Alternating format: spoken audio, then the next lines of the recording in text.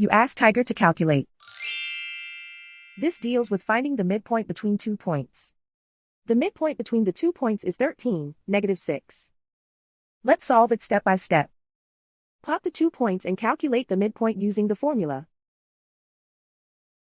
The coordinates of point 1 are x1 equals -2, y1 equals -19. The coordinates of point 2 are x2 equals 28, y2 equals 7. PM represents the midpoint of the 2 points.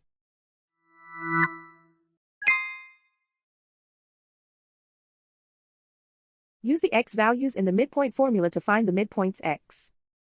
x1 equals -2. x2 equals 28. Simplify the arithmetic.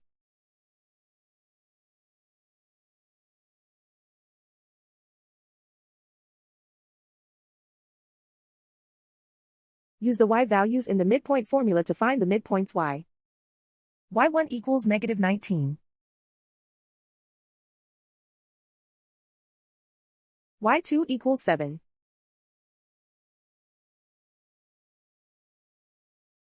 Simplify the arithmetic.